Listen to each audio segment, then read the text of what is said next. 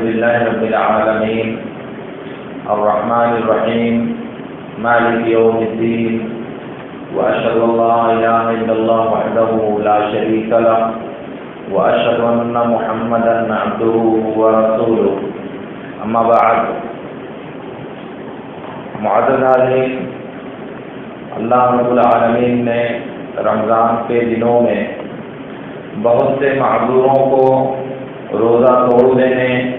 اور بعد میں قضا کرنے کا حکم دیا ہے۔ اس لیے سوال یہ ہے کہ رمضان کے چھوٹے ہوئے روزوں کی قضا کب کی جائے۔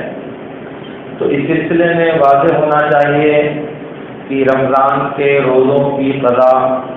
رمضان آنے تک درمیان میں انسان کبھی بھی کر سکتا ہے اپنی آسانی کے اعتبار سے۔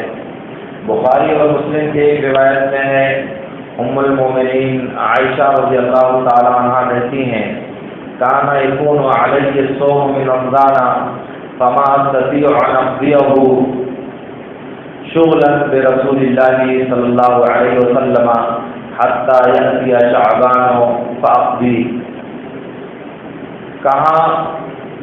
کہ رمضان کے چھوٹے ہوئے روزے میرے ذمہ باقی رہتے تھے اور اللہ کے نبی صلی اللہ علیہ وسلم کے ساتھ مشغولیت کی وجہ سے میں اس کی قضا کرنے کا وقت نہیں پاتی تھی، یہاں تک کہ شعبان آ جاتا تھا تو میں شعبان میں چھوٹے ہوئے روزوں کی قضا کرتی تھی۔ اس کا مطلب یہ ہوا کہ ام المومنین عائشہ رضی اللہ تعالی عنہ نبی صلی اللہ علیہ وسلم کے ساتھ رمضان کے چھوٹے ہوئے روزوں کی قضا شعبان میں کرتی تھی۔ اس لیے گنجائش ہے کہ رمضان کے چھوٹے ہوئے روزوں کی قضا اس 11 مہینے کے بیچ میں کبھی بھی کر لی جائے تو حکم پورا ہو جائے گا۔ البتہ افضل یہ ہے کہ پہلی فرصت میں چھوٹے ہوئے روزے کی قضا کی جائے، یعنی جیسے ہی انسان کو فرصت ملے، انسان کو موقع ملے تو اسے فوراً چھوٹے ہوئے روزوں کی قضا کرنی چاہیے۔ کیوں؟ اس لیے کہ اللہ رب العالمین نے بھلائی کے کام میں سبقت کرنے کا اور بھلائی کے کام میں جلدی کرنے کا حکم دیا ہے، اور ویسے بھی انسان کو نہیں معلوم کہ وہ کب تک باقی رہے گا، رمضان کے چھوٹے ہوئے روزوں کی قضا کا موقع ملے یا نہ ملے۔ تو جب موقع ملا ہے تو اسے پہلی فرصت میں اس کی طرف سبقت کرنی چاہیے اور جلدی میں روزے کی قضا کرنی چاہیے۔ دوسری بات یہ ہے کہ اگر کوئی آدمی کسی وجہ سے رمضان کے چھوٹے ہوئے روزے کی قضا شعبان تک نہیں کر سکا تو ایسا نہیں کہ اس کی قضا اس کے ذمہ باقی نہیں ہے، بلکہ اس کی قضا اس کے ذمہ باقی ہے، اور رمضان کے بعد پھر دوبارہ اس سے یہی مطالبہ ہے کہ وہ چھوٹے ہوئے روزے کی قضا کرے، اور صرف یہی اس کے لیے کافی ہوگا کہ وہ چھوٹے ہوئے روزے کی قضا کر لے۔ اس کو کوئی کفارہ نہیں دینا ہوگا اور اسے کوئی مزید جرمانہ نہیں دینا ہوگا، بلکہ دوسرا رمضان گزر جانے کے بعد بھی اس کے ذمہ صرف یہی ہے کہ وہ چھوٹے ہوئے روزے کی قضا کر لے۔ دوسری بات یہ ہے کہ اگر کسی انسان کے ذمہ رمضان کے چھوٹے ہوئے روزے باقی تھے اور وہ ان کی قضا نہیں کر سکا اور انتقال ہو گیا تو ایسی صورت میں کیا کیا جائے گا؟ تو چھوٹے ہوئے روزوں کی جو قضا ہے یا چھوٹے ہوئے جو روزے ہیں ان کی 2 قسمیں ہیں، ایک تو نذر کا روزہ ہو جو چھوٹا ہوا ہو، اور دوسرے رمضان کا فرض روزہ ہو جو چھوٹا ہوا ہو۔ اس سلسلے میں جو نصوص اور جو دلائل ہمارے پاس ہیں اس میں 2 احادیث ہیں، ایک ام المومنین عائشہ رضی اللہ تعالیٰ عنہ سے مروی ہے اور دوسرے عبداللہ بن عباس رضی اللہ تعالیٰ عنہما سے مروی ہے۔ اللہ کے نبی صلی اللہ علیہ وسلم نے ارشاد فرمایا، من مات وعلیہ صیام صام عنہ ولیہ، جو مر جائے اور اس کے ذمہ روزہ باقی ہو تو اس کا ولی اس کی طرف سے روزہ رکھے گا۔ اس حدیث کی دوسری روایت ہے، من مات وعلیہ صیام نذر صام عنہ ولیہ، جو مر جائے اور اس کے ذمہ نذر کا روزہ باقی ہو تو اس کے اولیاء اور اس کے ورثہ اس کی طرف سے روزہ رکھیں گے۔ اس لیے اس سلسلے میں راجح بات یہ ہے کہ اگر انسان مر گیا اور اس کے ذمہ نذر کا روزہ ہے تو اس کے ورثہ اس کی طرف سے روزہ رکھیں گے، کیونکہ نذر کا روزہ اصل میں فرض نہیں تھا، مگر اس نے اپنے نفس پر اپنی طرف سے فرض کر لیا ہے، اس لیے وہ قرض کی طرح سے، جیسے انسان نے قرض لیا تو قرض لے کر کے اپنے ذمہ قرض کی ادائیگی واجب کر لیا، اسی طرح نذر کا کو مان کر انسان نے اپنے ذمہ نذر کی ادائیگی کو فرض کر لیا ہے۔ تو جس طرح مرنے کے بعد قرض کا ادا کرنا ورثہ پر فرض ہے، اسی طرح سے مرنے کے بعد ورثہ پر نذر کا پوری کرنا بھی فرض ہے۔ البتہ اگر رمضان کا چھوٹا ہوا روزہ ہے تو اولیاء اس کی طرف سے روزہ نہیں رکھیں گے، بلکہ عبداللہ بن عباس رضی اللہ تعالیٰ عنہما سے اور عائشہ رضی اللہ تعالیٰ عنہما دونوں سے بسند صحیح ثابت ہے کہ جس کے ذمہ رمضان کا چھوٹا ہوا روزہ ہو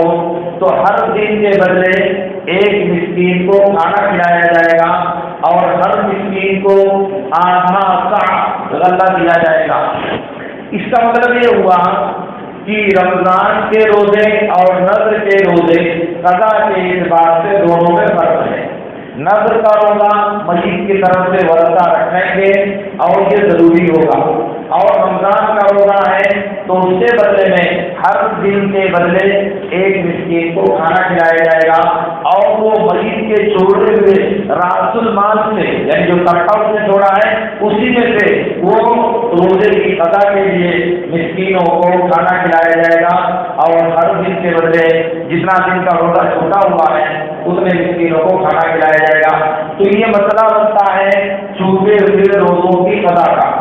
کہ انسان کے جو روزے چھوٹ گئے ہیں اور اس کو قضا کرنے کا موقع نہیں ملا تو اس کے بارے میں جو احادیث نبی صلی اللہ علیہ وسلم کی ہمارے پاس وارد ہے، بعض روایتوں میں یہ بات مطلق طور سے وارد ہے کہ مما تھا وہ لیکن اس حدیث کو بیان کرنے کا جو سبب ہے کہ سائل نے پوچھا تھا کہ میری بہن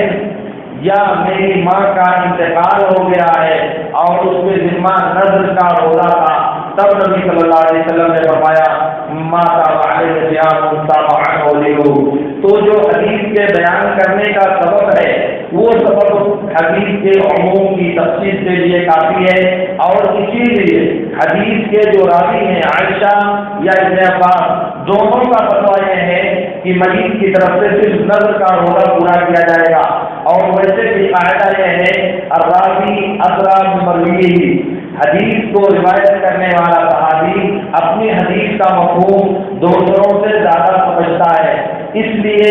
یہی بات راجح ہے کہ نذر کے روزے کی قضا کی جائے گی، اور اگر رمضان کا فرض روزہ چھوٹا ہوا ہے تو اس میں ہر دن کے بدلے ایک مسکین کو کھانا کھلایا جائے گا۔ واللہ تعالی عالم۔ جی نذر کا روزے کا مطلب ہوتا ہے جیسے کوئی انسان نے اپنے طور پر اپنی طرف سے اللہ سے وعدہ کیا کہ میں اللہ کے لیے 5 دن روزہ رکھوں گا، میرا فلاں کام ہو گیا تو میں اللہ کے لیے 10 دن روزہ رکھوں گا، یا ایسے انسان نے کہا کہ میں اللہ کے لیے 1 ہفتہ روزہ رکھنا چاہتا ہوں، تو یہ نذر ہوئی جو انسان نے اپنے اوپر واجب کر لیا ہے، نیت کر کے اللہ سے وعدہ کر کے کہ میں یہ کام کرنا چاہتا ہوں۔ تو اگر روزہ رکھنے کی نیت کیا تو نذر کا روزہ ہوگا یا روزے کی نذر ہوگی، وہ جس کو پورا کرنا ضروری ہوگا۔ نیت تو نذر ماننے والا دل میں مان لیا رہتا، ہاں اس نہ نہیں رہتا گھر والا، اب مر گیا، اب نہیں جس کے بارے میں معلوم اس کے بارے میں اللہ تعالیٰ سوال نہیں کرے گا۔ جو بات کسی کے دل میں ہے اور ورثہ کو معلوم نہیں ہے تو وہ تو اپنے علم کے اعتبار سے قدم اٹھائیں گے، جو ان کو معلوم نہیں اس کے بارے میں اللہ تعالیٰ ان سے سوال نہیں کرے گا۔ لا یکلف اللہ نفسا الا وسعها، وہ طاقت میں نہیں ہے، طاقت سے باہر ہوگا، پتہ ہی نہیں کیا اس نے دل میں رکھا تھا، اس کے بارے میں اللہ تعالیٰ سوال نہیں کرے گا۔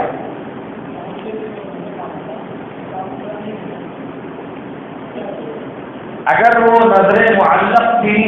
تو ایسی صورت میں افضل یہ ہے کہ اس نظر کو پورا کیا جائے اور اللہ تعالیٰ سے سودے بازی نہ کیا جائے، اور اگر پوری نہیں ہوئی اور وہ پورا نہیں کرنا چاہتا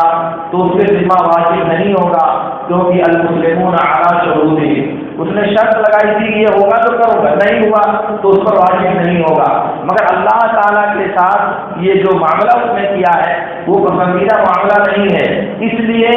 اس کو چاہیے کہ اگر نہیں شرط پوری ہوئی ہے تب بھی وہ اس نظر کو پورا کرے اور اللہ کے لیے اس عبادت کو انجام